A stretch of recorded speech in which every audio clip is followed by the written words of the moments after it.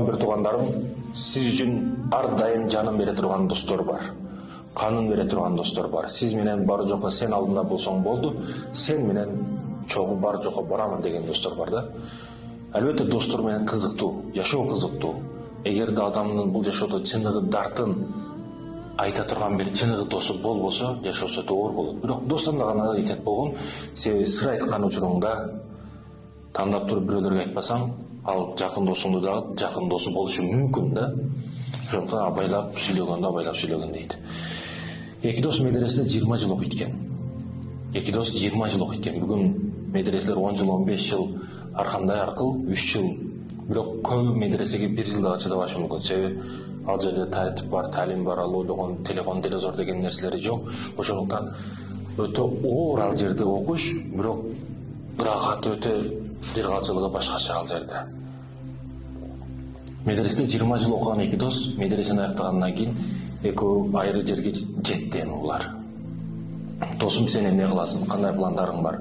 Мундан ары эмне кыласың десе, мен эми айылыма барам, элимдин жеримдин кызматын кыламын, илимимди таратамын.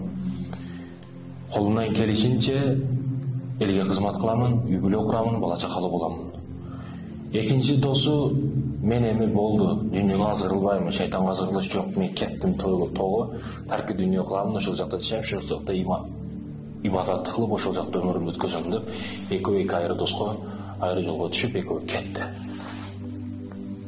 Баягы үңкүрдө жашаган досу ушунчалык ибадатты көп кылып, зикир менен, тилин дагы бош калтырбай, зикир менен, илим менен, ибадат менен, валиуллах, ушундай бийик даражага жетти да, куштардын дагы тилин түшүнө турган болуп калды бул адам.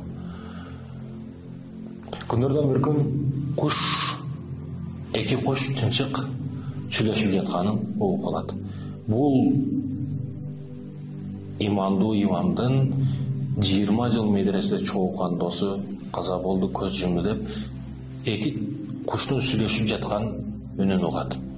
Бул менин чогулган досум эле, бир досум эле, кан досум, жан досум эле, барбасам болбойт, барып Куран окуйын, мүртөсүн зыярат кылайын деп кыялбайт да. Ошондой достор бар, кыялбайсың аларда. Эч кыялбайсың, жаман жакшылыктын ар дайым алдына турасың. Бул досу да алып ошентип, досун улай, досун кабарлайын, ошондой айылда жашайм деп эле деп, зыярат кылыш үчүн жолундап сапарга чыгат. Сапарлап барат экен.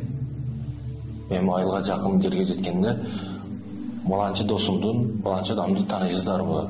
Анын үйү каякта деп досторунан сурашты. Көрүнгөн элдерден сурашты баштайт досум.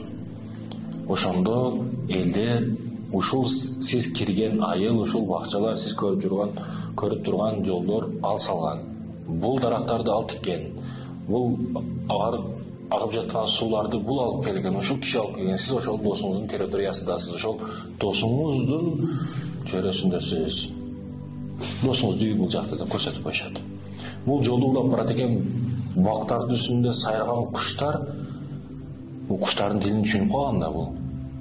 Өлөрдөн жейткен, Аллах разы болсун эккен адамга, тиккен адамга Аллах разы болсун, рахматын алсын деп дуаларды, тилектерди айтып жатты. Сууду ичип жаткан куштар дагы суу агызып койгон, арга чыгып койгон, Аллах разы болсун, рахматы калсын. Ар бир куштар, жаныбарлар, жол салган адамдар дагы, жолду тегиз кылып койгондордон да ал өзү да анда рахмат, жолду ушунчалык тегиз кылып коюптур деп, жолду тегиздеген адамга рахмат деп айтып жатты да. Дуа кылып жатты. Ошентип издеп таап келет досун. Досун үйүн таап келсе, досун үйүнүн алдында мечитте 7 адам намаз окуп жаттыр. 7 адамдын бирөөсү имамчылыкка чыгып, алтоосу аркасында уюп намаз окуп, намаздан кийин жетөөсүнүн батасы, дуасы: Аллахым, биз баланчынын баласыбыз, атабызды рахматың алгын, ал бизди бакып чоңойтtu, өзү жебестен жеди, ичпестен ичирди деп, баягы жетөө тең атасына дуа кылып жатты. Ошондо бул кишиге жетти. Мен эч нерсе кылбастан досум бар жокту кылып кетиптир.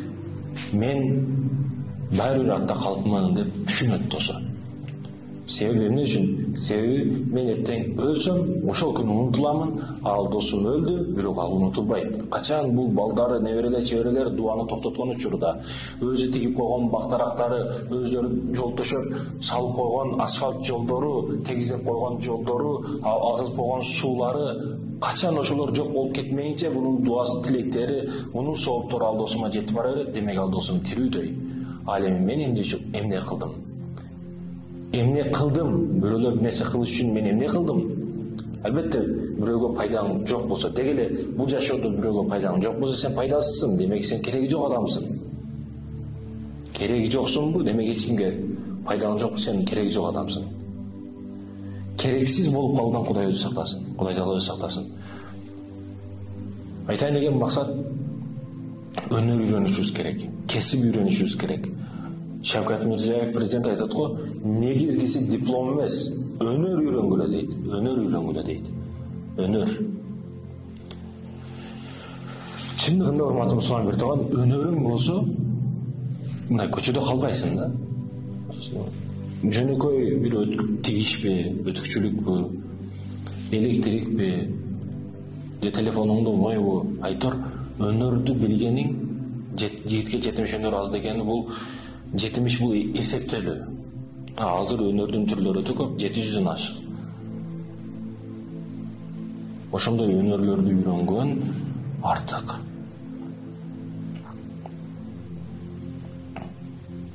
Албетте, урматтуу мусулман биртуганым, ойлотсок, ойлорубуз көп. Маселе бир бакты тигишибизде же бир суда азып коюшубузда эмес.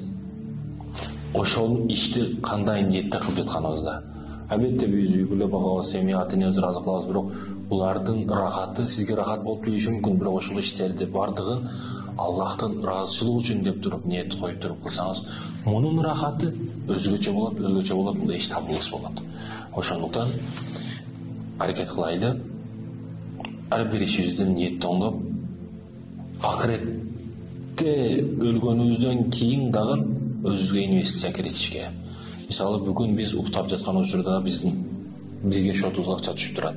Мисалы үчүн дээрлик, кандай инвестициялык тармак болбосун, кайсы жерге инвестор болуп акча тиккен болсоңуз дагы, сизге уктасаңыз дагы, же жүргөн турганыңызда, айтор сиз эмне кылсаңыз да сиздин шотуңузга акча түшүп турат.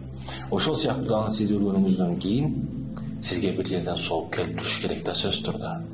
Жол салып коесузбу, жолдоңдо коесузбу, бир суу чыгарып коесузбу, айтор ушундай. Же бирөөлөргө Куран үйрөтөсүз, сабак бересизби, сооптун жолу өтө көп.